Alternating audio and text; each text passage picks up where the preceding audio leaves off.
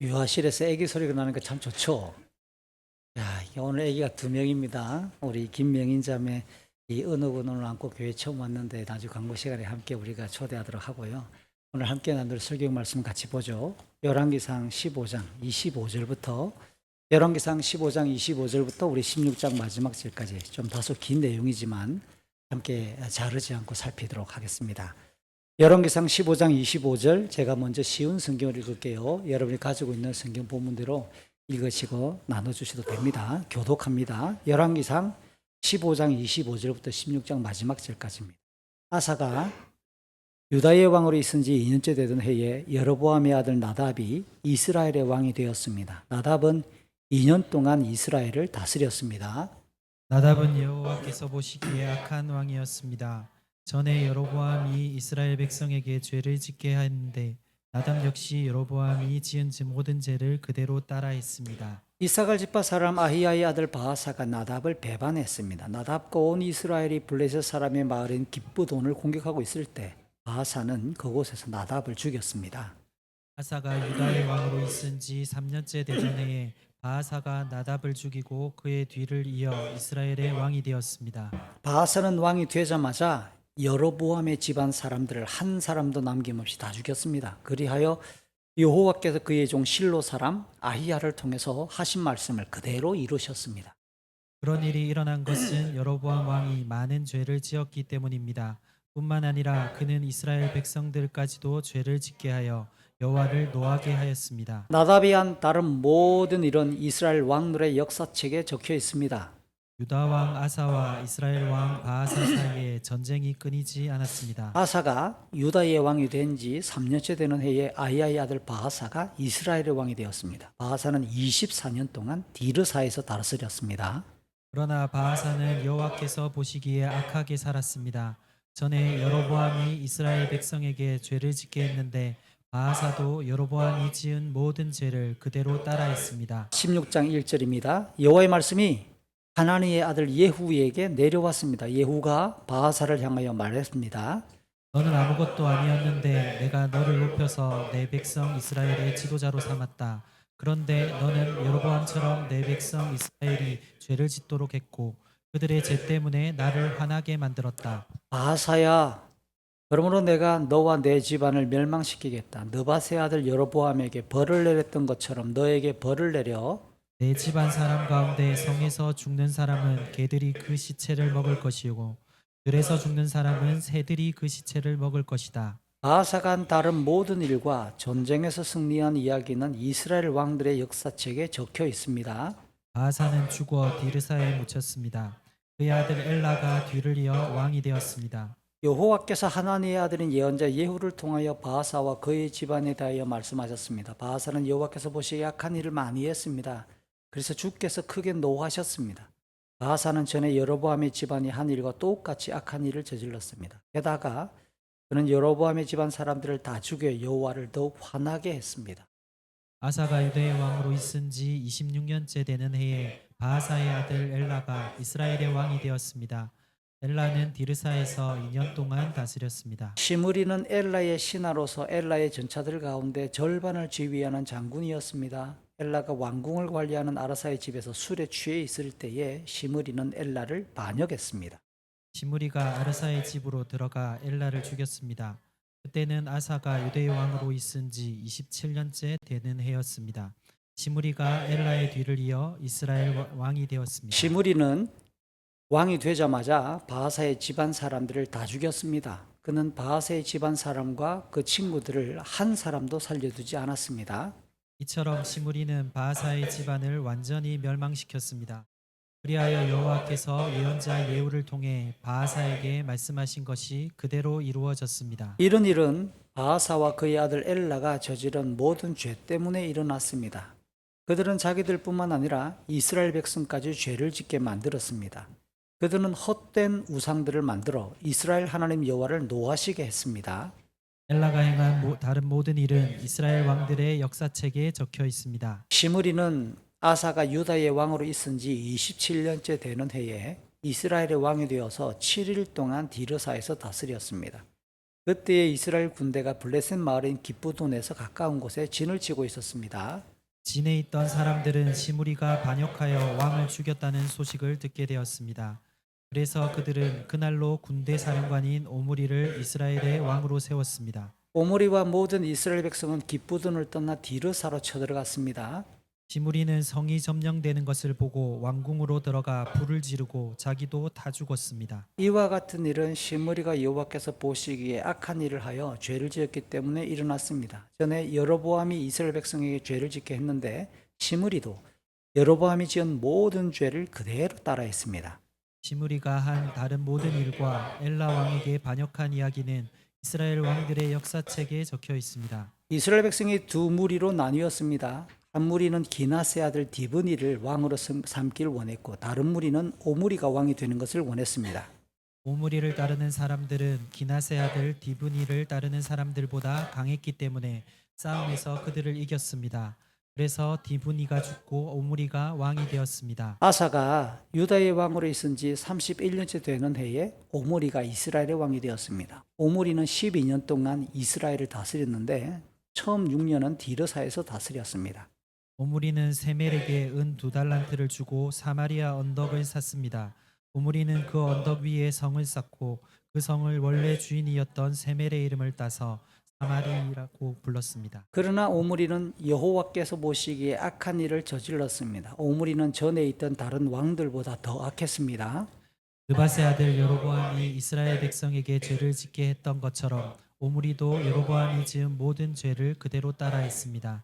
이스라엘 백성은 헛된 우상들을 섬겨서 이스라엘 하나님 여호와를 노하게 만들었습니다. 오므리가 한 다른 모든 일과 승리한 일들은 이스라엘 왕들의 역사책에 적혀 있습니다.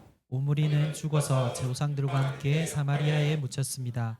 그의 아들 아합이 뒤를 이어 왕이 되었습니다. 아사가 유다의 왕으로 있은 지 38년째 되던 해에 오므리의 아들 아합이 이스라엘의 왕이 되었습니다. 아합은 사마리아에서 22년 동안 이스라엘을 다스렸습니다.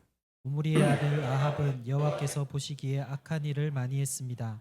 아합은 전에 있던 다른 왕들보다 더 악했습니다. 아합은 느바세 아들 여로보암이 지은 죄를 그대로 따라 했을 뿐만 아니라 그보다 더 큰 죄도 지었습니다. 아합은 시돈 사람의 왕 엣바알의 딸 이세벨과 결혼했습니다.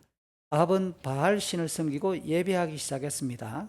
아합은 사마리아에 바알의 신전을 세웠습니다. 그리고 그곳에 바알을 섬기는 제단을 쌓았습니다. 아합은 아사라 우상도 만들어 섬겼습니다. 아합은 전에 있던 다른 어떤 왕보다도 더 이스라엘의 하나님 여호와를 노하게 했습니다. 아합이 왕으로 있는 동안에 베델 사람 히엘이 여리고를 다시 세웠습니다. 히엘은 여리고성을 쌓기 시작하면서 맏아들 아비람을 잃었습니다. 그리고 성문을 세울 때에는 막내 아들 스굽을 잃었습니다. 그래서 여호와께서 눈의 아들 여호수아를 통해서 하신 말씀이 이루어졌습니다. 아멘. 잠시 기도하겠습니다. 하나님 아버지, 어제 이후로 전국 곳곳에서 산불 소식이 들려옵니다.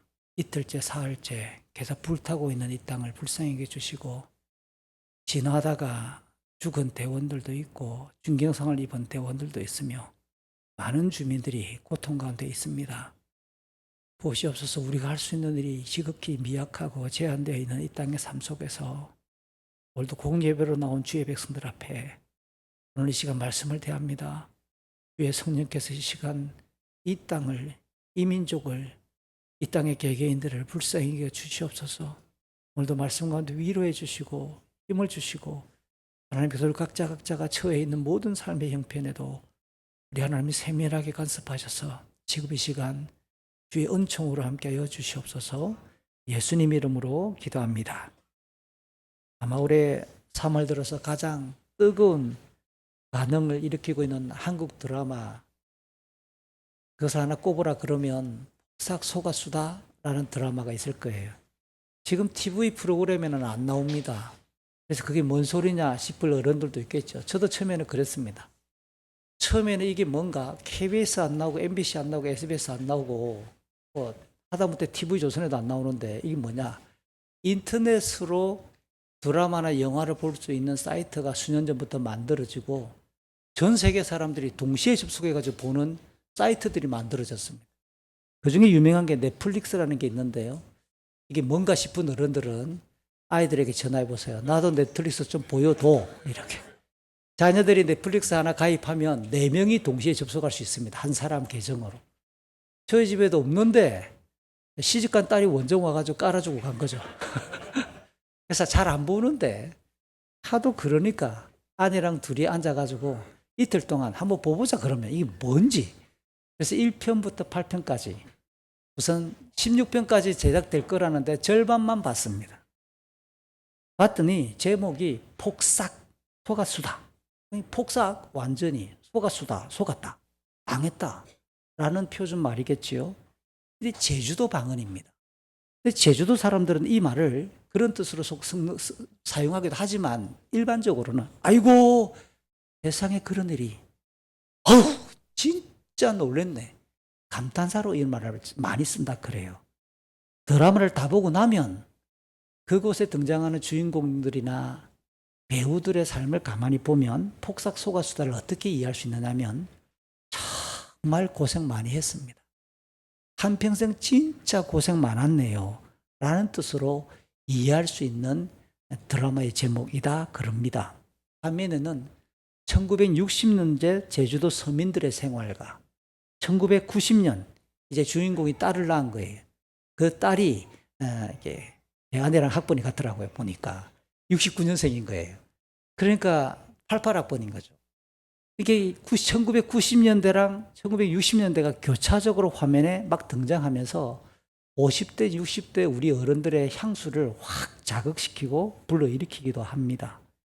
그리고 수려한 제주도의 풍광이 곳곳에 등장하면서 이야, 그리고 화면에 들려오는 구수한 제주도 사투리가 정말 맛깔스러운 드라마가 아닐 수 없는데요. 배우들이 연기를 천천히 보면 어린 아이들이나 할머니까지 누구 하나 흠잡을 때가 소위 말하는 발연기가 하나도 없습니다.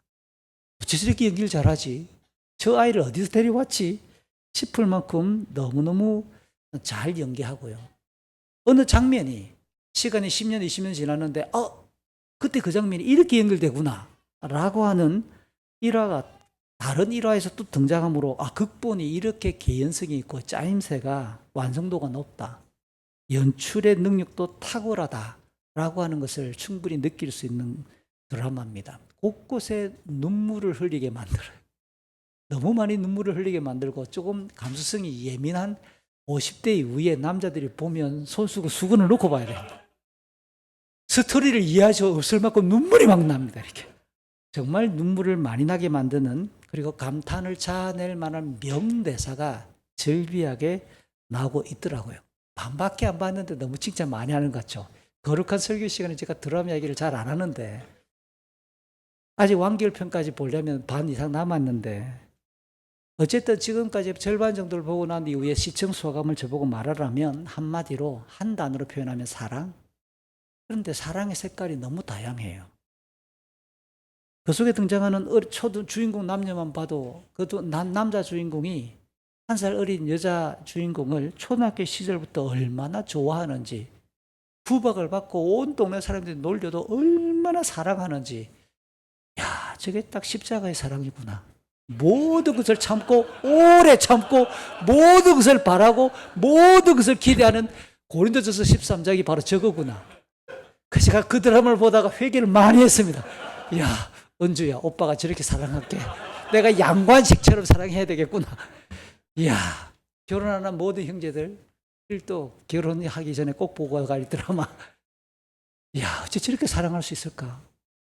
이야 진짜 감탄사가 나올 만한 지고지순한 사랑도 아름답고 근데 이런 사랑도 있어요. 여주인공의 어머니가 모진 인생 속에서 딸을 향해 보여주는 진짜 한결같은 먹먹한 사랑 또 먼저 죽었던 그 엄마를 지독하게 그리워하는 딸의 애틋한 사랑도 거룩한 색깔로 나타납니다.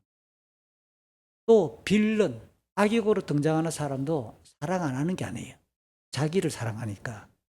그렇게 연약하고 허물어져가는 집안에 자기만 생각하는 지독한 이기적인 사랑의 색깔도 있고 학시! 웃잖아요 보세요. 선장역으로 나오고 어촌계장역을 몇 번 했는 이 사람 감탄사마다 학시! 이 욕입니다.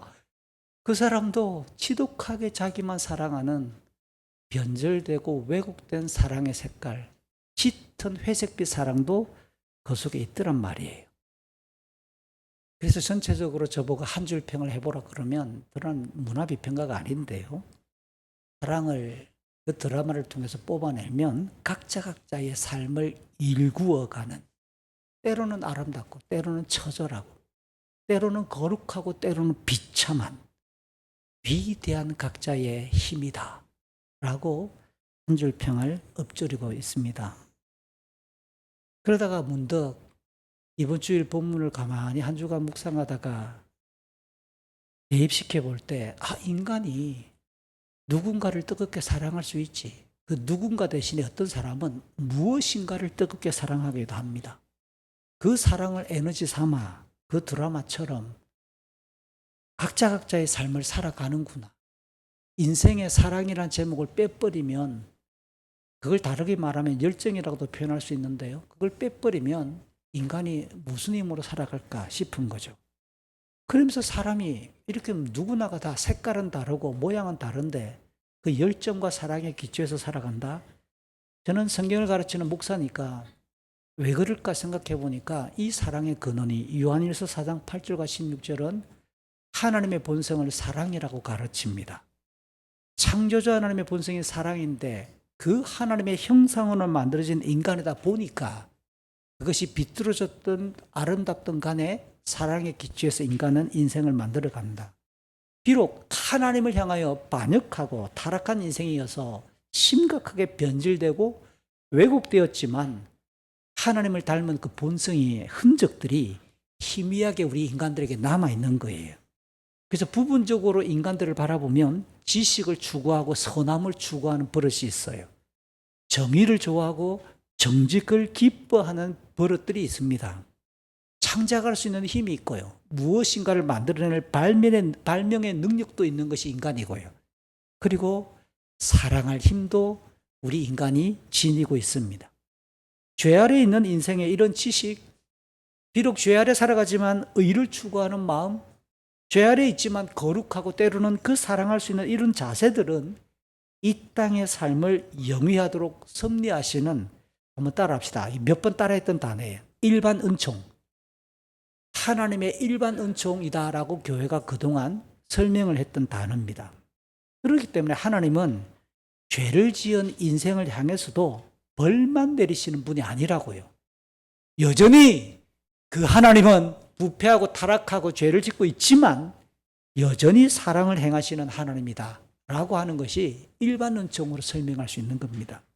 특별히 죄 아래에 있는 인생을 향한 그 하나님 사랑의 정점, 핵심, 제일 아름답고 거룩한 그 하나님의 사랑의 본질은 예수 그리스도의 대속을 믿는 자들을 구원하시는, 이것 한번 따라 해봐요. 특별 은총. 이걸 특별 은총이라고 그럽니다. 사도 바울은 이 특별 은총을 로마서 3장 23절, 24절 그리고 5장 8절에서 연결했는데 한번 같이 읽어볼까요?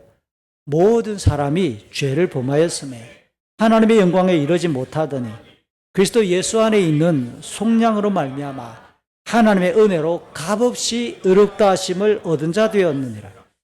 그리스도께서는 우리가 아직 죄인이었을 때에 우리를 위해 죽으셨으며 이것으로서 하나님께서는 우리를 향한 그분의 사랑을 나타내셨습니다. 물론 이 하나님의 특별 은총으로만 의롭게 되고 구원받을 수 있는 이유가 바로 인간의 죄 때문입니다. 그 인간의 죄가 대상이 누구냐면 이웃이나 자기 자신이 아니에요. 더 나아가 본질적으로 창조주 하나님을 향하여 반역했기 때문에 피조물인 주제에, 그리고 죄 아래에 있는 이 부패한 인간은 본성상 자기가 지었던 죄값을 스스로 치를 수 있는 능력이 없다라는 겁니다. 모든 인생은 죄로부터 의롭게 될 수 있는 능력이 전혀 없는 전적 타락, 전적 부패한 상태이기 때문에 우리가 우리 스스로의 죄값을 물어낼 수가 없어서 하나님의 특별 은총으로만 구원받을 수 있다고 규정하는 거예요. 길게 설명했는데요. 오늘 본문이 길었잖아요. 남유다에서 아사 왕이 41년간 한 사람이 통치하고 있어요. 41년 동안 통치하고 있는데 북쪽 이스라엘에는 모두 여섯 명의 왕이 등장했다가 사라지고 등장했다가 사라지고 반복합니다.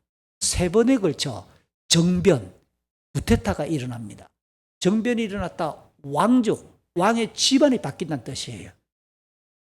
우리는 오늘 본문에 등장하는 여섯 명의 이스라엘 왕들의 이야기를 통해서 방금 이야기했던 전적 타락, 전적 부패가 무엇인지 역사 이야기를 통해 실감할 수 있습니다.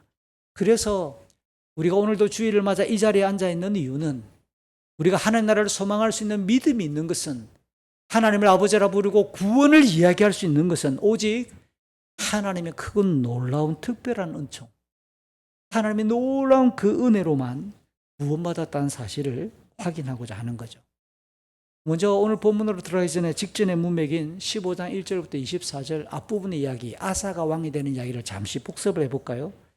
남유다에서는 르호보암의 뒤를 이은 아들 아비얌이 3년간 다스리며 아버지 르호보암의 죄를 그대로 따랐고 다시 아비얌의 아들 아사가 왕위에 올라 41년 동안 유다를 다스리는데 또 놀랍게도 이 아사는 다윗처럼 열왕기 상하에서 제일 표본이 되고 모범이 되는 인물로 다윗이 기준으로 등장하는데 그 다윗처럼 하나님 보시기에 선한 그리고 옳은 신앙의 계획을 이루었다라고 소개해 줬더랬어요. 그러나 아사 41년 통치의 마지막 5년은 영적으로 어두워지며 그도 부패한 본성을 드러내고 맙니다. 이를 통해 유다의 왕들도 때로는 악하고 때로는 의로운 모습을 보이지만 역사가 요동치지만 하나님께서는 다윗과 맺으신 언약대로 다윗의 후손들이 계속해서 유다의 왕권을 이어가도록 신실하게 섭리하신다라는 것을 지난번에 살폈어요. 그래서 지난번 설교의 주제가 신실하신 하나님입니다. 하나님의 신실하심에 대해서 제가 강조해 드렸습니다. 아사가 41년 동안 통치했다 이 말은 한 나라가 전제정치, 왕이 다스리던 사회니까 유다의 사회가 불안했을까요? 안정됐을까요? 안정되는 거예요. 오랜 시간 평안했음을 뜻합니다. 그런데 이제부터 살펴볼 본문은 아사의 2년째부터 38년까지 시간으로 따지면 36년 동안 6명의 왕이 등장하고 세 차례에 걸쳐서 정변이 일어나므로 반대로 북이스라엘의 백성들이 얼마나 혼란스러웠을까, 얼마나 불안했을까, 얼마나 고통스러웠을까라고 하는 것을 충분히 짐작할 수 있는 내용이죠. 먼저 오늘 본문 첫 번째 단락 15장 22절부터 26절을 보니까 남유다의 아사왕 제2년에 여로보암의 아들 나답이 북이스라엘의 왕이 되었으며 불과 2년만 다스립니다. 그 짧은 기간 동안 2년밖에 안 다스렸거든요. 짧은 기간 동안 아버지 여로보암이 지었던 모든 죄를 그대로 따라 행함으로써 여호와 보시기에 악했다라고 밝힙니다. 생각을 해보세요. 근데 2년이 2년이죠. 이게 만 2년이 아니라고요. 아사왕 2년의 왕이 되고 그 다음 3년째 이 사람이 죽어요. 그러니까 실제로 달수로 따져보면 1년하고 몇 개월 그 정도밖에 안 돼요.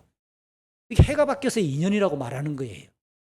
근데 그 정도 기간이면 새로운 정책을 제시하거나 새로운 정책을 시행할 정도 충분한 시간이 아닐 수 있습니다. 다시 말해 북이스라엘의 이 나답 왕이 22년간 통치했던 아버지 여로보암의 그 그늘을 벗어나기에는 너무 짧은 기간인데 오늘 성경은 뭐라고 말하느냐? 매우 단호하게 그를 악했다. 아니 1년여 다스렸던 그 사람을 뭘 보고 이렇게 악했다고 평가할까요? 이게 열왕기 상하라는 성경을 읽어가면서 여러분이 가슴에 새겨야 될 굉장히 중요한 단어입니다. 언약 백성의 왕, 이스라엘의 왕은 그들이 지향하고 같이 드러내야 될 가치와 그 태도를 신명기 17장 14절 이후에서 말했습니다. 이미 율법에서 하나님의 말씀을 날마다 옆에 두고 그 말씀을 두려워하고 하나님을 경외함으로 백성들에게 하나님이 어떠한 분인지를 보여줘야 될 사람, 그걸 왕으로 설명을 해놨단 말이에요. 그리고 이스라엘 백성들 역시 무엇이 평안하고 무엇 때문에 불행한가 그 기준을 신명기 28장에서 하나님의 말씀에 순종하느냐 순종하지 않느냐 그 내용에 따라 그들의 행복과 불행이 판명난다고 가르쳤어요. 이게 좀 어려운 말로 신명기적 역사관이라고 말합니다. 율법, 신명기를 기준으로 열왕기 상하의 역사를 살펴보겠다는 뜻입니다. 그렇게 열왕기 상하는 신명기라는 성경이 기준이 딱 되어서 안경을 딱 쓰고 신명기 율법이라는 성경을 딱 가지고 이스라엘 왕들의 이야기를 지금부터 보여주겠다라는 거거든요. 그 나답이 2년, 실제로 1년 몇 개월 그 정도의 짧은 통치 기간에도 불구하고 그 신명기의 내용을 기준으로 보니까 그의 중심이 어떠한 거라는 거예요. 생각이 어떠한 거라는 거예요. 그의 호흡과 그의 생각과 생활이 그리고 그가 내딛고 있는 매일매일의 관점이 무엇인가라는 거예요. 하나님 향한 경외감이 전혀 없다. 단 하루도. 하나님의 말씀에 순종하려는 의지도 전혀 보이지 않더라. 오히려 아버지 여로보암이 조장했던 사위 종교 정책을 그대로 진행해서 그의 영적인 중심과 자세가 매우 악했다. 그걸 말하는 거예요. 이런 사람 30년, 40년 통치하면 어떻게 될까요? 더 어둡겠지요. 그러니까 하나님은 중심을 꿰뚫어 보시는 분이라 이 나답이 비록 짧은 통치지만 그의 영적인 중심과 태도가 처음부터 그렇게 비뚤어진 상태로 수정의 의지가 없더라는 겁니다. 그렇기 때문에 하나님께서는 그를 심판하심이 당연하잖아요. 왜요? 신명기에 그렇게 기록해놨으니까. 15장 오늘 보면 27절 28절에서 나답의 신하였던 이사갈 지파 아이야의 아들 바하사가 반역합니다. 나답과 온 이스라엘이 블레셋 마을인 기쁘돈, 아마도 이 블레셋 쪽에 그 사람들이 이렇게 지역에서 타민족이고 그쪽에 있는 사람들이 이 유다를 향해서 이렇게 반역을 일으켰을 가능성이 높습니다. 내전이 일어나는 거죠. 그러니까 이제 그것을 제압하기 위해 왕이 출전하고 다 군대가 가 있는데 이 신하였고 장군이었던 바하사가 그 싸움터에서 왕 나답을 죽여버리는 거예요. 적을 쳐야 될 이 장군이 왕의 목을 쳐버린 거죠. 그래서 남유다의 아사왕 제3년 보세요. 아사왕 2년에 나답이 왕이 됐는데 제3년입니다. 바로 그 다음 해 3년에 이 또 다른 사람 바하사가 이 북이스라엘의 왕이 되었다. 이로써 북이스라엘은 에브라임 지파, 원래 여로보암이 에브라임 지파거든요. 근데 이사갈 사람 바하사가 왕을 죽이고 왕이 됐으니까 지파가 바뀌는 거예요. 집안이 왕조가 바뀌고 왕권이 넘겨지는 겁니다. 참고로 여로보암부터 시작해서 열왕기하 17장 마지막 왕 호세아 왕까지 기간을 따져보면 대략 210년 정도입니다. 북이스라엘은 210년간 존치하는데 그중에 등장한 왕의 이름을 수세보면 20명, 오늘 본문에 따라 20명이 될 수도 있고 19명이 될 수도 있는 거예요. 이 한 사람이 동시에 2명이 다스리는 때가 있는데 오늘 본문에 그 사람을 왕으로 볼 수 있는가 그냥 반대 세력인가에 따라 20명으로 보는 사람도 있고 19명으로 볼 수도 있는 거예요. 그런데 210년 동안 집안이 몇 번 바뀌느냐? 8번 역변이 일어납니다. 정변이 일어납니다. 그 중에 7명이 부하들에게 사살을 당해요. 암살을 당한다. 얼마나 고통스러워요? 불명예스럽게도 오늘 본문의 나답이 첫 번째 정변, 첫 번째 암살에 스타트를 끊었던 대상이 되고 말았습니다. 북이스라엘의 새로운 왕이 되었던 이 바하사가 오늘 15장 29절부터 31절을 보니까 여로보암 집안 사람들을 한 사람도 남기지 않고 모조리 죽였습니다. 이는 전 왕조의 씨를 철저히 제거해서 자기의 왕권과 왕조를 강화하려고 하는 고대 세계의 일반적인 모습 중에 하나입니다. 무엇보다 그 일은 그냥 우연히 일어나거나 습관이 아니라 14장 10절, 11절, 14절에서 이전에 하나님께서 실로 사람, 늙은 사람 아이야, 예언자 아이야를 통해 하나님께서 새로운 왕을 세워 여로보암의 집안 모든 남자를 죽이겠다라고 선언했던 그 말씀이 오늘 바하사라고 하는 이 사람을 통해 이루어졌다는 뜻입니다. 이로써 여로보암이 지었던 많은 죄와 그로 인해 백성들까지 범죄해서 하나님 앞에 맺었던 언약을 파기하고 여호와를 노하게 만들었던 악행을 확실하게 심판하시는 여호와의 의로우심도 드러났죠. 나답의 짧은 통치의 이 일들은 이스라엘 왕들의 역사책에 기록되어 있다는 짧은 이야기로 마무리합니다. 이어서 15장 32절, 33절, 34절을 보니까 이스라엘 왕 바하사가 24년이라는 제법 긴 기간 동안 여로보암 이후에 행정의 중심지였던 디르사에서 다스립니다. 그러면서 남유다의 아사 왕을 찝적이고 남유다 아사 왕과도 전쟁이 계속해서 끊이지 않았으며 전에 여로보암이 백성에게 죄를 짓게 했던 그 죄를 그대로 따라했다라고 하는 말도 붙여줍니다. 그러면 바사가 북이스라엘을 장악한 이후에 남유다까지 호시탐탐 노리는 이유가 뭐겠어요? 나라를 쪼개진 나라를 통일시켜서 내가 평화로운 나라 새마을 운동을 일으켜가지고 좀 세계적으로 안정된 나라를 일으켰다라는 선한 의지였을까요?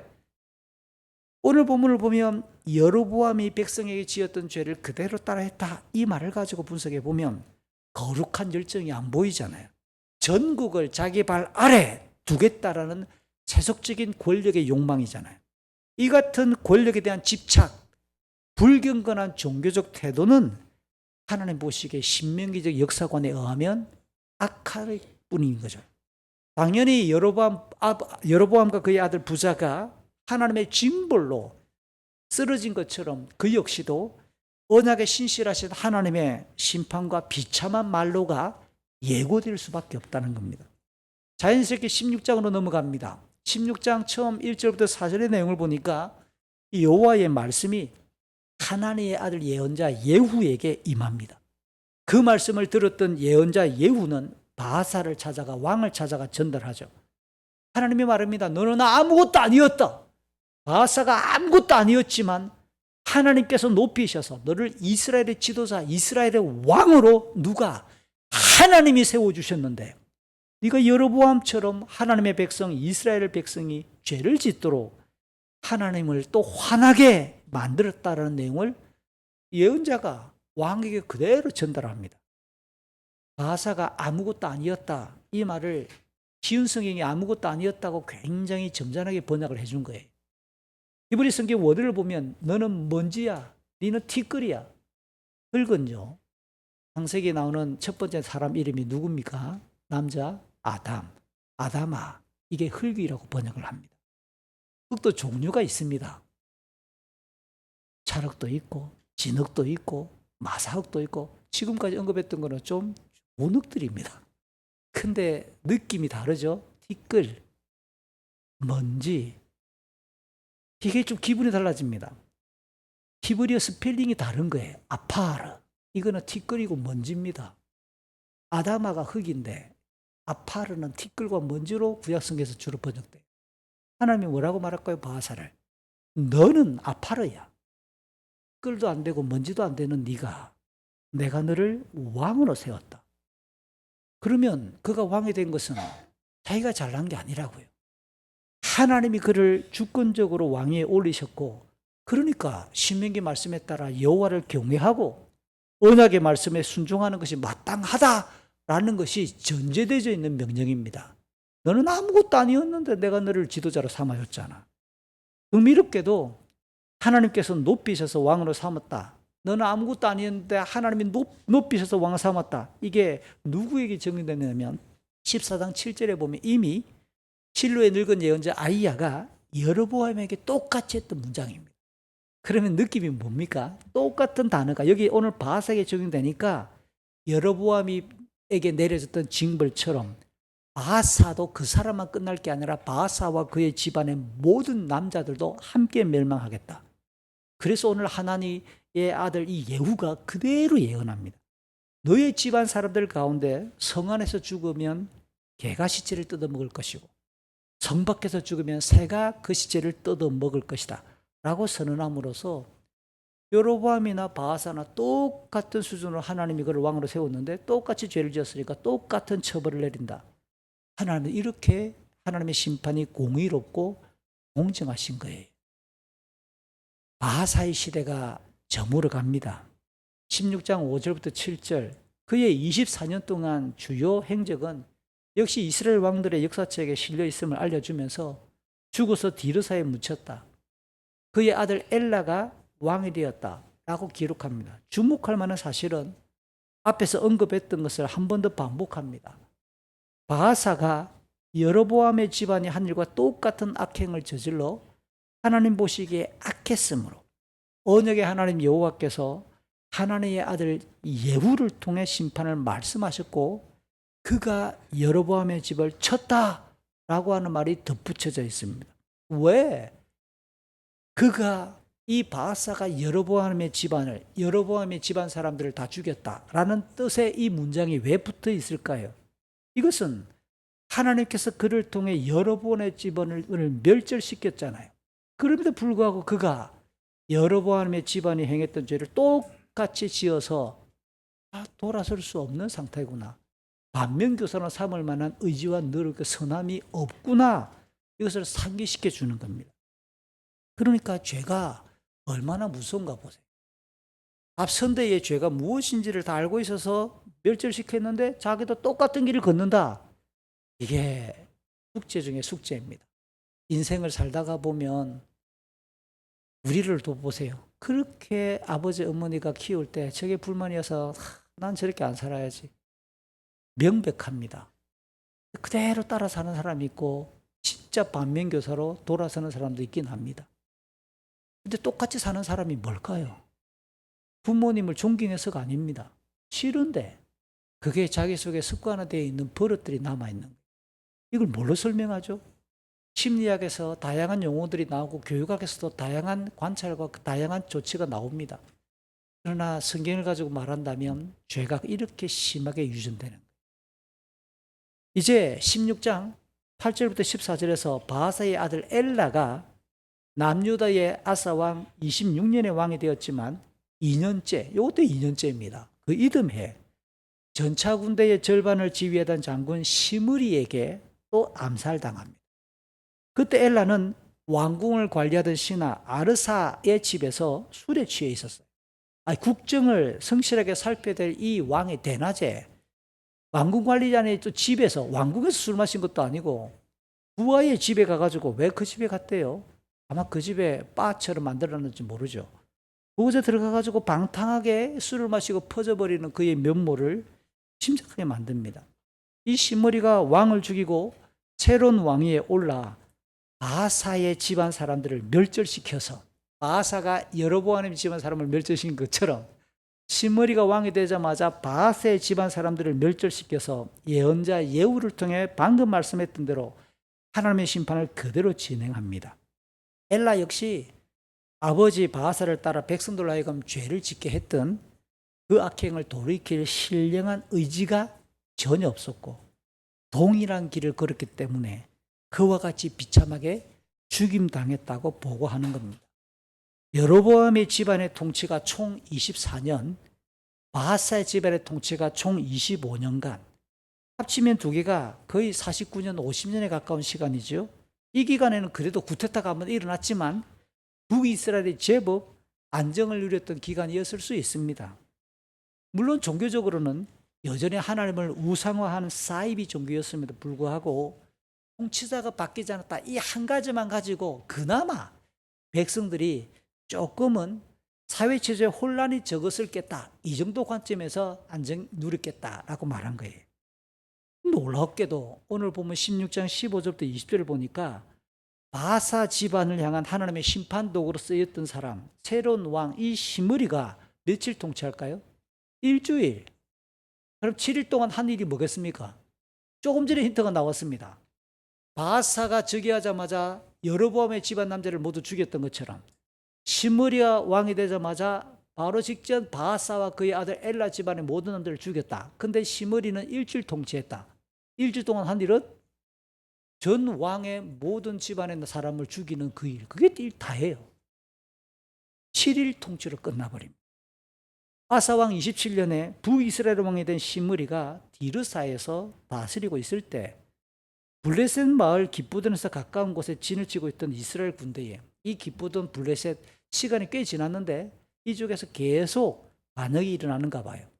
그래서 계속 내전이 계속 일어나는 오래된 지역이라 늘 신경 쓰고 있는데 이스라엘 군대가 그곳에 계속 주둔하고 있는데 지금 수도에서 디르사에서 시므리의 반역 소식이 전해지자마자 군인들 그리고 그 지역에 있던 인근의 백성들은 박수를 쳤을까요? 화를 냈을까요?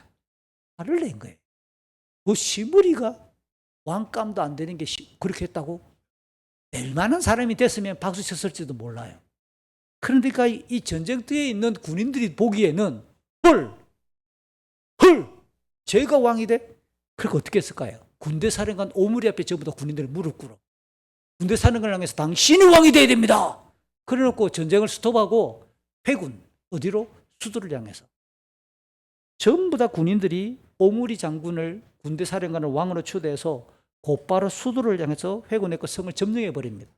그랬더니 일주일밖에 안 된 시므리가 군대가 왕 안으로 성문 안으로 들어오는 걸 보는 순간 자기 왕궁에 자기 손으로 불을 질러 그냥 타 죽어버린 거예요. 이게 암살이 아니라 이거는 자살인 거죠. 이 사람만. 열왕기서의 저자는 이 시므리의 황당하고도 처참한 최후를 이전의 왕들에게 적용했던 똑같은 기준대로 그가 여로보암의 백성들로 하여금 범죄하게 했던 길을 똑같이 걸어서 여호와의 보시기에 악한 일을 저지른 대가라고 판정합니다. 왜 이게 일주일밖에 안 됐는데 이거는 정책을 고지한 기간도 안 될 만한 짧은 기간인데 왜 이렇게 박하게 열왕기서가 평가할까요? 그래서 고민을 했을 때 이 시므리가 왕이 되기 전까지 살아왔던 일생 전체를 포함하는 해석이 아닐까? 하나님은 모든 걸 아시니까. 어쨌든 겨우 일주일의 통치였지만 지금까지 봤던 대로 그의 중심이나 그의 태도는 하나님을 섬기려는 선한 의도가 전혀 없었기 때문에 통치 기간이 일주일밖에 안 된다, 100년을 다스렸다, 이 기간과 상관없이 하나님의 징벌로 인한 죽음이다 라고 오늘 열왕기서는 딱 평가를 내리는 거예요. 자, 이상으로 북이스라엘은 여로보암 이후에 나답, 아사, 엘라, 시므리 벌써 4명의 인생을 다룬 거예요. 이렇게 이어지는 왕들의 행렬에서 두 번의 정변이 일어났고 암살이 발생했어요. 공통적으로 그들 모두는 여로보암이 저질렀던 악행을 그대로 따랐다. 여로보암의 죄는 하나님께서 그를 높여서 왕으로 세워 언약에 충실한 경건한 사회를 이루도록 기회를 주셨지만 이 여로보암이 백성들의 눈치를 살피며 사이비 종교를 보급하고 장대해서 오히려 백성들이 하나님을 떠나게 만들었던 것이 여로보암의 제일 큰 죄잖아요. 그렇기 때문에 이후의 왕들도 하나님의 주권과 섭리를 전혀 인정하지 않아요. 자기가 왕이 된 것이 하나님께서 나를 세웠다라고 하는 이것에 대한 감각이 없으니까 그냥 우연찮게 기회가 좋아서 재수가 좋아서 아니면 그냥 살다 보니까 아니면 내가 작전을 잘 세워서 왕이 됐다. 이 정도 이런저런 이야기지. 하나님의 인도하심에 따라 자기가 왕이 되었다는 것을 인정하지 않는 거예요. 그러니까 하나님을 두려워하지 않지요. 제가 얼마 전에 한 형제랑 밥을 먹으면서 그 이야기를 주고받았어요. 제가 어떻게 목사가 되고 왜 목사가 되었는지 이야기를 서로 어떻게 주고받다 보니까 그 이야기가 나왔어요. 여러분은 지금 살아가는 인생과 지금 하고 있는 일들과 지금 여러분의 그 삶이 하나님께서 여러분의 삶의 주인이라는 사실을 고백할 수 있습니까? 이건 진지한 질문입니다. 살다 보니까 여기까지 오셨습니까? 그럼 살다 보면 또 틀어질 수도 있겠네요. 내가 지금까지 살아온 게 오늘 우리가 헌금하며 불렀던 한 달 동안 부른 찬송입니다. 여기까지 온 것이 다 하나님의 은혜고 감사하잖아요. 여러분은 오늘 우리가 이 자리에 앉아있는 이 삶이 여기까지가 하나님의 인도하심에 대한 고백이 있냐고. 이스라엘 왕들이 그 고백이 없어요. 그 믿음이 없다 보니까 그냥 우연찮게 자기 힘으로 왕이 됐다고 생각하는 거죠. 하나님을 두려워할 여유가 없어요. 이게 보편화된 죄의 반복성이고 반성 없이 역사를 반성하지 아니하고 답습하고 있는 인간의 죄된 뿌리이고 습관이라는 거예요. 이토록 죄가 인간 본성을 장악하고 있는 생각의 뿌리고 마음의 뿌리입니다. 전인격을 부패하게 만들면서 이 죄가 자동적으로 혈육을 통해 유전되고 문화를 통해 답습이 되고 학습되는 무서운 힘을 지니고 있다는 사실을 꼭 기억해 주시기 바라요. 한편 북이스라엘의 군대와 백성들이 왕으로 추대했던 이 오므리와 그의 집안 이야기가 놀랍게도 열왕기서의 한가운데에 차지합니다. 열왕기상, 열왕기하 두 권의 성경이 있는데요. 열왕기상이 1장부터 22장까지, 열왕기하가 1장부터 24장까지 장수로 챕터로 보면 모두 46장이에요. 근데 한가운데 이야기가 누가 있는가? 오므리 집안의 이야기가 한가운데 딱 차지하고, 분량을 볼 때도 열왕기상 16장 21절부터 열왕기 한 10장 이 깎은 거예요. 이 집안의 여자가 남유다의 시집을 가가지고 또 이게 왕후가 되거든요. 그 이야기까지는 11장까지 넘어가는데 그 잘라낸 거예요. 북이스라엘만 놓고 볼 때 10장까지. 이게 분량이 몇 장입니까 지금? 48장 중에서 지금 이 분량을 따져보면 16장, 17장의 분량이 오므리 집안의 이야기가 딱. 그러니까 열왕기 상하에 가장 돋보이는, 가장 많은 분량을 차지하고 있는 집안이 오므리 집안이다. 이거 딱 기억해 놓으세요. 그래서 우리의 생각을 잘 오므려야 됩니다. 우리의 이 죄를 잘 오므려야지 이 죄성이 펴져버리면 큰일 나는 겁니다. 그러나 가장 악하고 어두웠던 왕조가 아닐 수 없어요. 그 이야기의 시작이 지금부터입니다. 16장 21절부터 24절. 시므리가 왕궁에 불을 질러 스스로 목숨을 끊었지만 군대와 백성이 지지했던 오므리의 즉위가 그리 순탄하지 않아요. 백성들과 군인들은 왕이다라고 추대했는데, 왜냐하면 또 다른 지역의 백성들의 일부가 기낫의 아들 디브니를 지지했기 때문에, 만일 이 디브니를 왕으로 인정하면 20명, 이미 왕으로 인정되어 있는데 한쪽에서 그냥 불만을 품어가지고 이 사람은 우리의 왕이다라고 그냥 이거는 무시할 수 있는 수준, 그러면 이스라엘은 모두 19명. 이해가 되시죠? 디브니 때문에 20명이 되느냐 19명이 되느냐. 자, 어쨌든 디브니 세력과 오므리 세력의 갈등이 금방 끝난 게 아니라 오늘 본문을 찬찬히 보면 이 아사 왕의 적이 이것 때문에 달라지는 거예요.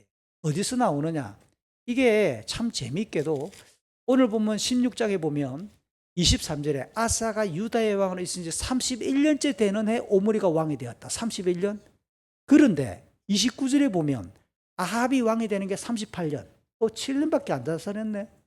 31년, 38년. 그런데 문장은 오므리가 12년 다스렸대. 이걸 어떻게 풀까요? 남유다 아사 왕의 31년째의 오므리가 왕이 됐는데 그 다음 38년에 그의 아들이 왕이 된다. 7년이잖아요. 근데 문장에는 오므리가 12년 다스렸다. 바로 이 문제 때문에. 디브니를 따르는 세력하고 오므리를 따르는 세력의 갈등이 몇 년? 5년. 그러니까 만만치 않은 거예요. 5년간의 내부 분열이 있었다. 디브니를 따르는 세력과 오므리를 따르는 세력이 이렇게 긴 시간 동안 갈등이 있었던 거예요.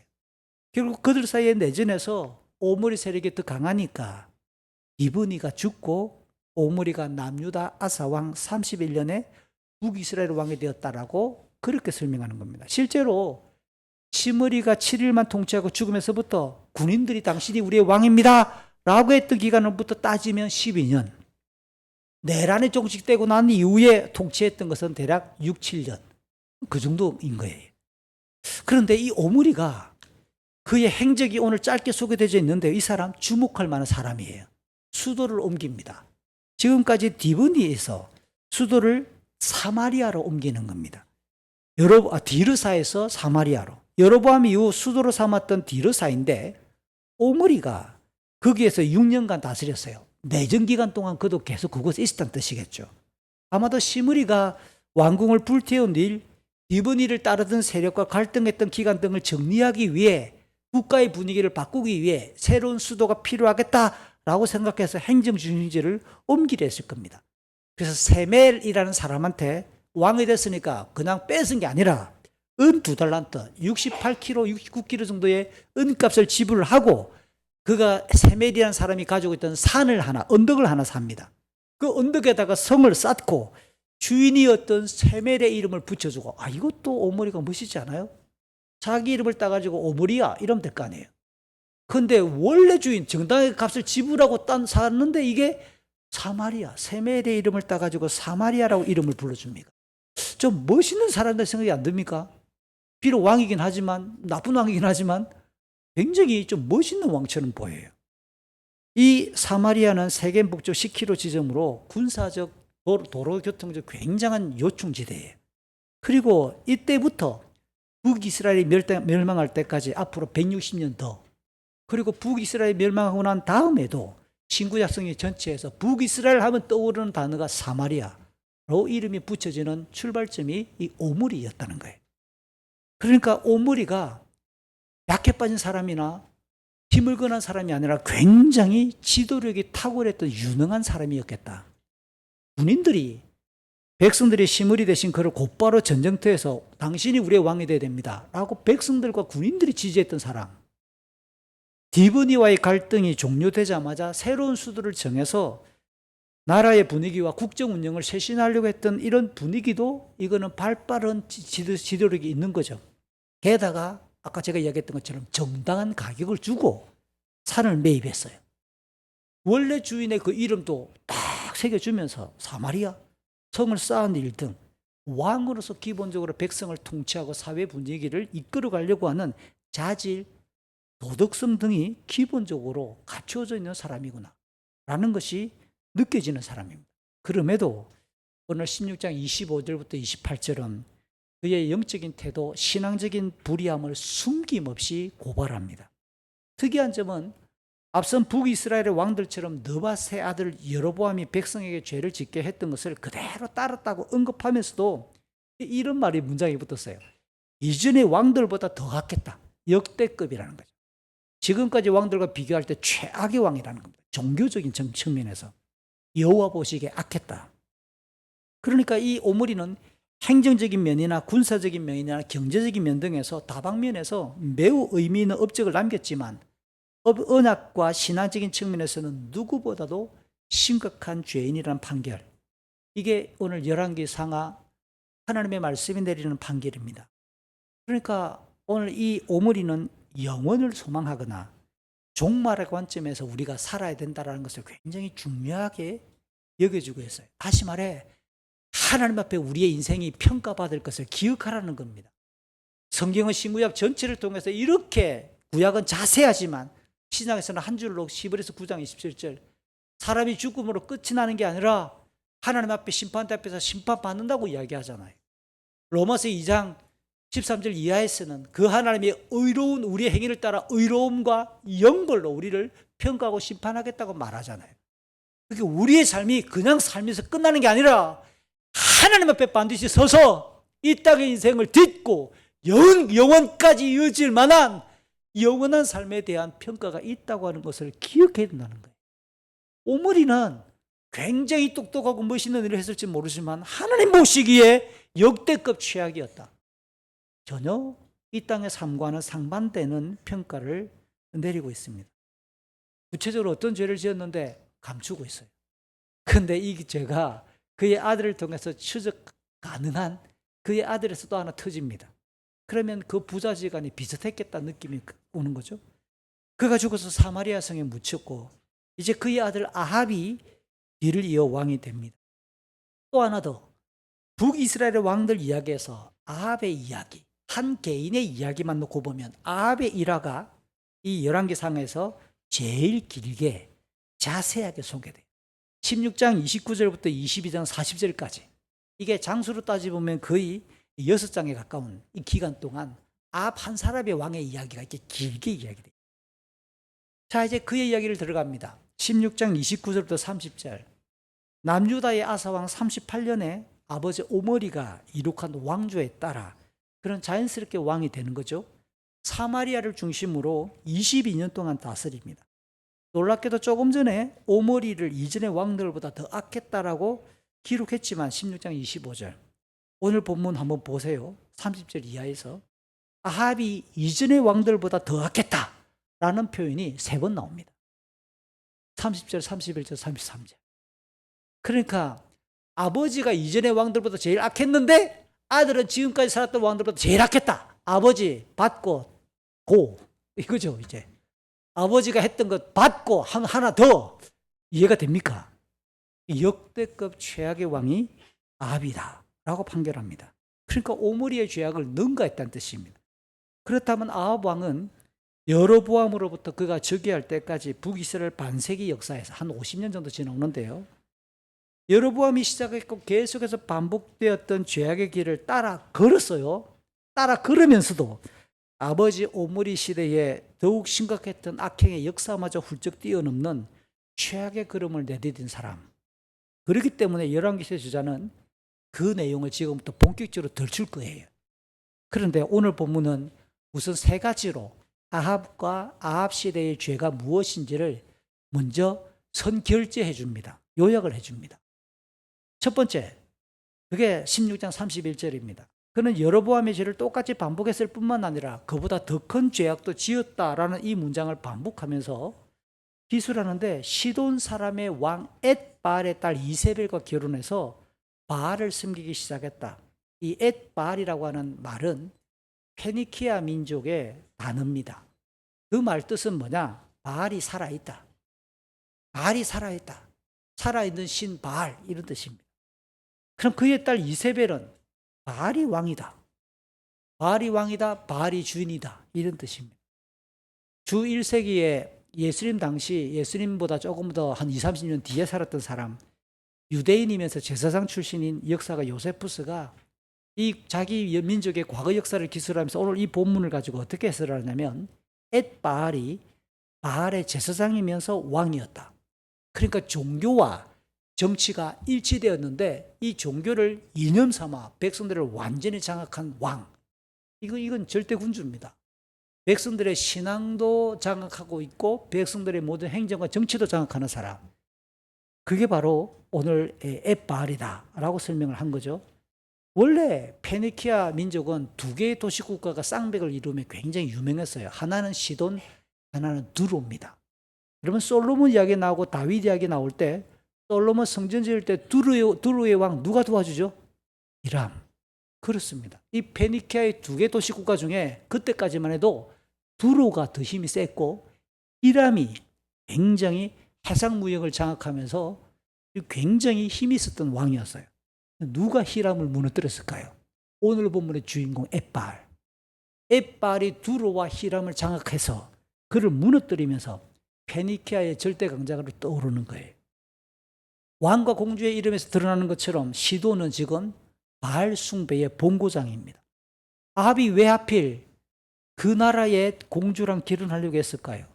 그 시돈 엣바알과 손을 잡음으로 인해 목표하는 게 있겠죠. 기대하는 수준이 두 가지입니다. 하나는 교육을 확대해서 경제적인 이익을 창출해 우리 북이스라엘이 좀 잘 살았으면 좋겠다. 우리나라가 좀 잘 살았으면 좋겠다라는 국가의 이익을 창출하는 목적으로. 또 하나, 지금 북쪽에서는 계속 세력을 키우고 있는 호시탐탐 북이스라엘과 남유다를 노리고 있는 아람이 지금 북쪽에 자리하고 있어요. 그 아람을 견제하기 위해서는 돈이 필요하고 또 다른 세력이 필요한데 이 시돈과 손을 잡아야 되겠구나 라는 이런 이중적인 효과를 기대했겠지요. 역시 이러한 입장은 신명기에 반하는 겁니다.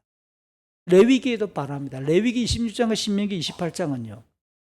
어떻게 하나님 말씀합니까? 이스라엘의 평안과 형통은 언약의 하나님 여호와께로부터 주어진다라는 것을 오늘 이 아합은 정면으로 거절하고, 아니 바알로, 아니 바알을 믿고 있는 저 시돈이라는 국가의 힘을 빌어야 되겠다라는 거니까 하나님의 말씀을 완전히 무시하고, 하나님을 무시하고 이방과 우상의 힘을 의지하려는 세속적이고 사악한 행위가 아닐 수 없는 겁니다.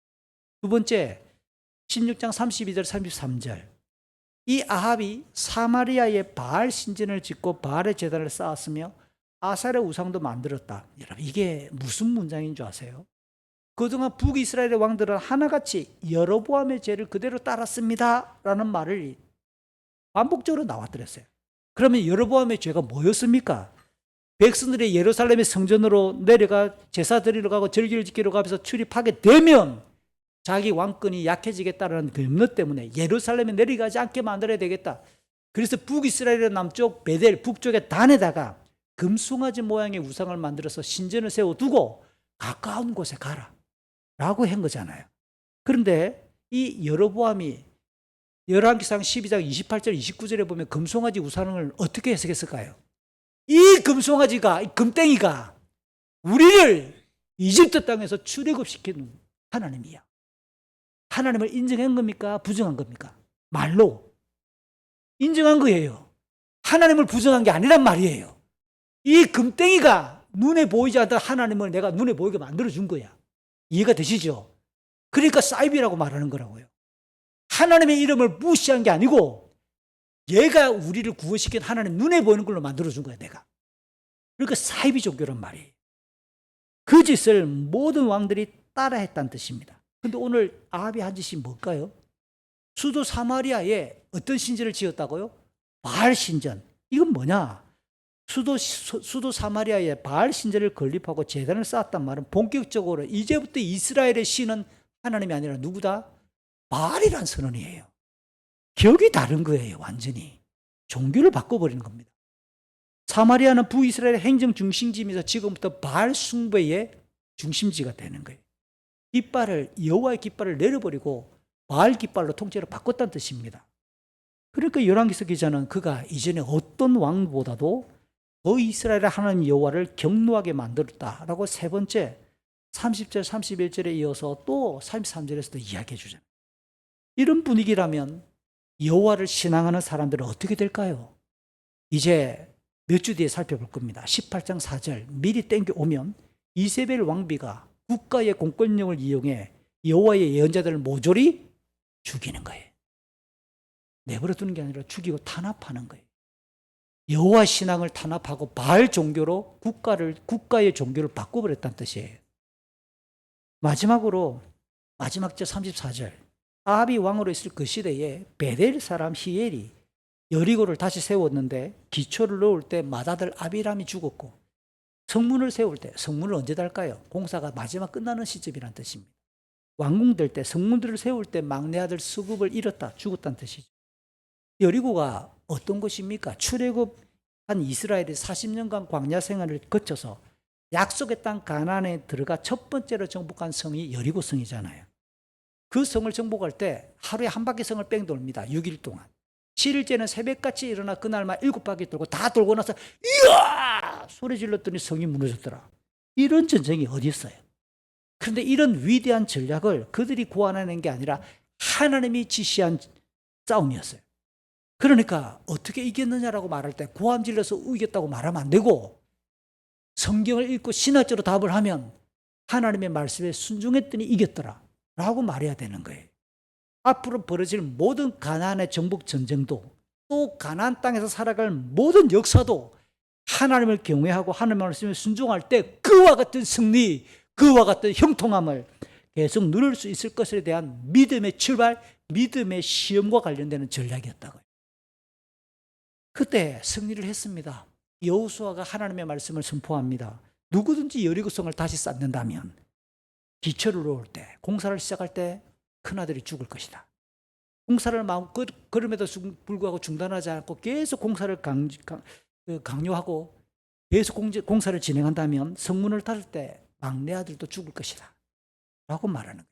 큰아들과 막내 아들이 죽는다 이 말은 그 집안이 다 하나님 보시기에 끝났다는 뜻입니다. 의미적으로. 그 후로 오늘 아합이 왕이 될 때까지 몇 년 지났을까요? 500년. 여호수아 시대부터 아합이 왕이 될 때까지 500년 동안. 그럼 질문 하나 합시다. 여리고가 건설됐을까요? 황폐한 채로 내버려 뒀을까요? 그 상식이죠. 왜 황폐한 채로? 말이 황폐한 상태죠. 이걸 우리는 유적이다 그러는 거예요. 신령한 신앙의 유적지로 보관하고 있는 거예요. 그걸 보면서 아빠 왜 이 성은 안 쌓아? 쌓으면 죽어. 하나님이 우리에게 믿음을 통해 주신 성이고 우리는 믿음으로 살아가도록 보여주는 거야. 유적지란 말이에요. 그런데 오늘 베델 사람 히엘이 베델 사람이면 베델에 있지 왜 여리고까지 갔을까요? 그것도 이 히엘이라는 이름의 뜻은 하나님은 살아있다는 뜻이에요. 이런 좋은 이름을 가진 사람이 그 여리고를 건설합니다. 여리고를 건설하다가 맏아들과 막내 아들을 그 여호수아의 말 그대로 죽어요. 아니 맏아들 죽을 때 좀 겁이 나야 되잖아요. 그동안 풍문으로 들었는데 진짜군 하고 스톱했었으면 막내 아들 안 죽는 거 아니에요. 왜 스톱 안 했을까요? 이게 죄의 습관이죠. 이 히엘이 그만큼 이 히엘도 하나님을 가볍게 여기고 무시하고 하나님의 말씀 여호수아가 그렇게 선언했던 경고문 다 읽어보고 그게 뿔 죽어. 그냥 사는 거지. 그동안 왜 내버려뒀대 이 땅을? 그 눈에는 그냥 부동산으로 보이는 거예요. 그냥 돈으로 보이는 거예요. 그 돈과 부동산에 그냥 아들 하나가 죽어도 눈 하나 깜짝 안 할 이 아버지가 끝까지 하다가 막내 아들도 같이 죽는 거 아니겠어요? 이게 뭡니까? 죄가 이래 무서운 거예요. 그 아들 다 잃고 그렇게 하나님 말씀을 가볍게 여기면서 베델 시대, 저는 오늘 본문에 없는데요, 이 본문을 제가 굉장히 아끼는 본문 중에 하나라 질문을 해봅니다. 스스로. 기엘 사람이 이렇게 하는데 왕이 알았을까요? 몰랐을까요? 저는 왕의 허락 없이 이 일이 가능할까? 어쩌면 왕이 시켰거나 왕이 충분히 고개를 끄덕끄덕할 사람. 그러니까 이거는 베델 사람 히엘이 그 시대 전체를, 아합이 통치하는 그 시대 전체에 왕, 그리고 그 왕과 꼬봉인 백성의 한 단적인 모습으로 등장하는 그림이다 라는 거예요. 그러나 기억하십시오. 34절 숨어있는 문장입니다. 하나님의 말씀은 여전히 살아있는 권능이고 극히 그 말씀은 인생의 진리로서 엄중하다. 34절이 없는 문장이지만 우리는 두려워하며 읽어내야 될 또 하나의 문장이 숨어 있단 말이에요. 이처럼 북이스라엘의 네 번째 왕조이자 여섯 번째, 일곱 번째 왕이었던 오므리와 아합은 이스라엘 왕들이 범했던 죄악보다 더욱 심각한 악행을 저지르면서 여호와 보시기에 대단히 악했습니다. 여호와의 진노를 더욱 심하게 일으켰습니다. 제가 여러분에게 겁박하기 위해 오늘 이런 이야기를 합니까? 특히 아합은 경제적인 흥황, 국력의 강화를 위해 바알 숭배의 본고장이었던 시돈의 공주 이세벨과 결혼합니다.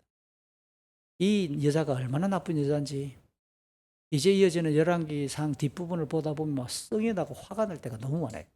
너무 감정이입이 돼가지고 성경을 막 찍고 싶은 마음이 들 만큼 나쁜 여자예요. 이게 돕는 배필이 돼야 되는데 창세기 2장에 의하면 완전히 남편과 나라 전체를 말아먹는 악독한 여자가 됩니다. 사마리아를 바알 숭배의 중심지로 삼은 사람, 북이스라엘의 출신으로 그 우상을 채택해가지고 나라의 종교를 바꿔버린 사람. 그런데 누구 하나 그 백성들 중에서 왕에 대해서 반역하거나 되어드는 사람이 아무도 없다. 그 백성을 대표하는 히엘이라는 사람이 여호와를 우습게 여기는 시대가 되었다. 무엇 때문에 그 사이에 이 왕이 이렇게 바알 신지를 세고 바알 종교를 바꾸는데 백성들이 가만히 있었을까요? 뭐가 같습니까? 그 이유가 돈이지요. 잘 먹고 잘 살라고 그랬다잖아요. 결국 잘 먹고 잘 살고 찔러주는 돈 때문에 신앙도 영적인 정체성도 말아먹을 수 있는 사람들. 그게 이스라엘이라고 말하지만 우리 인간의 죄성이라는 거예요. 배부르고 나면 쾌락을 좀 자극해주고 그 사람을 좀 존중해주고 조금 치켜 세워주면 신앙적인 세계관이 다 무너져 버리는 거예요. 어느 날 갑자기 그동안 쌓아왔던 신앙과 경건도 다 무너뜨릴 수 있는 게 죄의 위력이다. 오늘 아합 시대를 통해 드러납니다. 이제부터 다음 주부터 17장부터 이렇게 통렬하게 살펴볼 것입니다. 지금까지 살펴본 본문처럼 남유다의 아사왕, 북이스라엘의 여섯 왕, 아사왕 시대의 북이스라엘 여섯 왕, 그 여섯 명의 이름은 나답, 아사, 엘라, 시므리, 오므리, 아합의 이 통치와 영적 특성을 소개해드렸어요. 그들은 앞선 왕들의 죄악과 실패를 보았으면서도 돌이키지 않아요. 똑같이 그 죄를 답습을 하고요. 심지어 더 심하게 악행의 길을 걸었다. 이게 오늘 본문을 관통하는 중요한 문장이죠. 죄 아래에 있는 인생은 이렇게 지독하게 어둠을 좋아해요. 요한복음에 의하면 빛을 싫어하고 어둠을 더 좋아해요. 악을 모방하기에 굉장히 빠릅니다. 너무너무 빠릅니다. 사도 바울은 이런 죄 아래에 있는 영적인 실체를 로마서 1장 28절 32절에서 이렇게 우리에게 소개해줘요. 우리 로마서 1장 28절과 32절 두 절 같이 한번 읽어보겠습니다. 사람들이 하나님 아는 것을 하찮게 여겼으므로 하나님께서는 사람들이 타락한 생각에 빠지게 하시고 사람들이 해서는 안 될 일들을 하게 내버려 두셨습니다. 사람들은 그런 일을 행하는 사람은 죽어 마땅하다는 하나님의 의로우신 법을 알면서도 자신들만 그런 악한 행동을 계속하는 것이 아니라 그런 행동을 저지르는 다른 사람들까지 잘한다고 두둔합니다.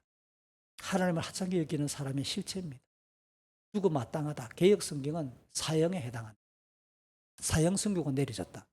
자기만 죄를 지을 뿐만 아니라 그런 죄를 짓는 사람을 잘한다고 두둔하고 박수 쳐준다. 그래야 상대적으로 자기가 빠져나올 수 있으니까. 나보다 더 악한 사람 있잖아 봐. 얼마나 좋아요. 놀랍게도 이런 걸 전적 부패라고 설명하는 거예요. 완전히 타락한 인간. 그러니까 하나님의 의에 이룰 수 없잖아요. 그런데 예수님이 태어나시기 전 700년 전에 활동했던 구약의 선지자 이사야가 이사야 53장 대표적인 두 구절 11절 12절에서 하나님이 이런 죄인들을 어떻게 그 죄를 용서하시고 의롭다고 칭찬하시고 구원하실까? 예언을 미리 해줬습니다. 내 의로운 종이 하나님의 뜻을 완벽하게 순종한다는 측면에서 종이라고 표현한 거예요. 하나님께서 보내신 그리스도가 의로운 종이 많은 사람을 의롭게 할 것인데 그들의 죄를 짊어질 것이다. 기꺼이 자기 목숨을 삐죽삐죽 빼는 게 아니라 자원해서 자기의 목숨을 죽음에 내놓았고 오히려 죄인 취급을 받을 것이다. 그는 많은 사람의 죄를 짊어졌고 죄 지은 사람들을 대신해서 용서를 빌었다. 바로 예수님이 그래서 오신 거 아니겠어요? 요한복음 10장 11절 10절과 11절 그리고 15절은 이사야의 예언처럼 이 땅에 오신 예수 그리스도가 어떻게 자기의 목숨을 내놓는지 그 결과로 우리에게 주어진 생명이 어떻게 되는지를 설명합니다. 우리 마지막으로 이 두 구절 같이 읽어요. 나는 양들이 생명을 더 풍성히 얻게 하기 위해 왔다. 나는 선한 목자다. 선한 목자는 양을 위하여 자기 목숨을 내놓는다. 아버지께서 나를 아시듯이 나도 아버지를 안다. 그리고 나는 양을 위하여 목숨을 내놓는다. 성부 하나님께서는 스스로 죄값을 갚을 능력도 의지도 전혀 없는 전적 타락과 전적 부패한 인생을 위해 대속을 통해 의롭게 하실 구원의 계획을 세우시고 작정하시죠. 성자 하나님이신 예수 그리스도는 그 성부 하나님의 계획을 완성하시기 위해 자원해서 이 땅에 오셨고 자원해서 십자가 위에 오르셔서 죽으심으로 그 작정을 완성하십니다.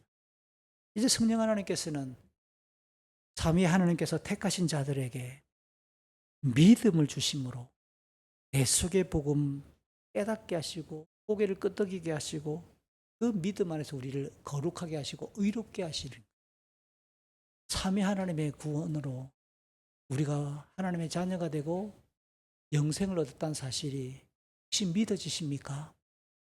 제가 새벽마다 기도하는 겁니다. 하나님 오늘도 우리에게 베푸신 삼위 하나님의 구원의 영광이 사라지지 않고 선명하게 나타날 수 있게 되게 해주십시오. 혹시 그 은혜 안에서 누가 아픈 사람이 있으면 예배 중에 치유가 일어나게 해주십시오. 행여나 믿음이 없거나 믿음이 약하거나 실족한 자가 있거든. 예배 중에 그들의 믿음이 살아나게 해주시고 강화되게 해주십시오. 실로 놀랍고 풍성한 그 은혜가 우리에게 오늘도 미치도록 우리를 찾아와 주시도록 하나님 만져주십시오.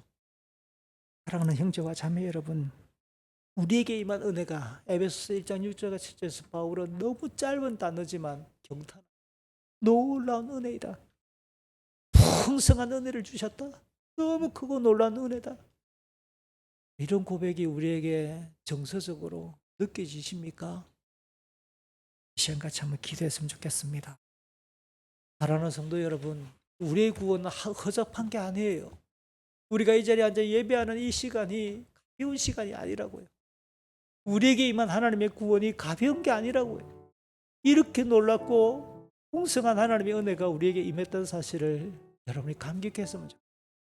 그 감격을 가지고 나오는 예배를 신령과 진리로 드리는 예배라고 하는 거예요.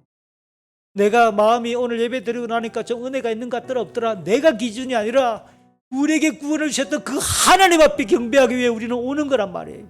내 마음이 상해도 내가 너무 힘들어 교회당에 갈 수가 없지만 그래도 내가 차를 타고 오는 이유는 하나님 앞에 내 신앙을 드러내고 고백하기 위해 그 하나님 앞에 경배하기 위해 예배를 드려도 때로는 지루하고 때로는 감각이 없다고 감동의 마음의 감정이 안 일어나도 하나님이 우리의 예배를 기다리시니까 우리는 예배하러 온단 말이에요.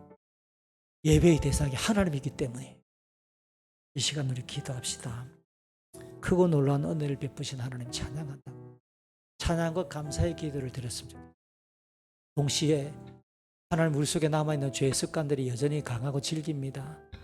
아버지 하나님, 우리의 죄를 용서해 주시고 바라고 원하는 것은 우리의 자녀들이 우리의 손주들이 이 놀라운 하나님의 은혜와 구원의 역사를 모두 알도록 도와주십시오. 합심해서 같이 기도하겠습니다. 아버지 하나님 고맙습니다. 아버지 하나님 고맙습니다.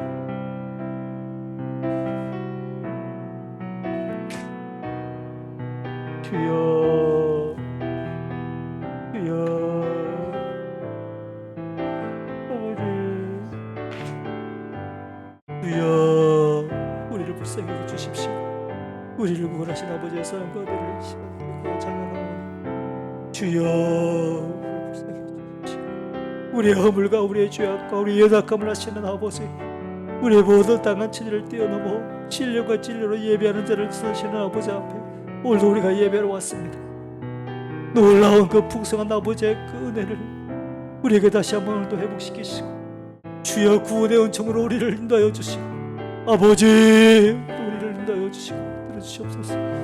아버지 우리를 만져주시고 우리를 만나주시고 주님 우리에게 은총을 더하여 주십시오. 우리의 자녀와 우리의 손주들이 우리의 집안이 하나님을 경배하며 이 구원의 은총이 풍성할 수 있도록 도와주시고 아버지 앞에 예배하는 자들이 되게 하여 주십시오.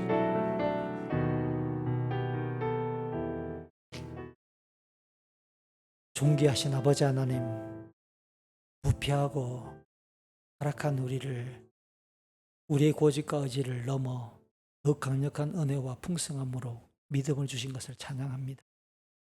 구원의 백성으로 삼아주셨사오니 영혼을 소망하며 이 땅의 남은 생애가 주님 앞에 부끄럽지 아니하는 경건한 걸음이 지속되도록 우리 모두에게 힘을 다하여 주십시오.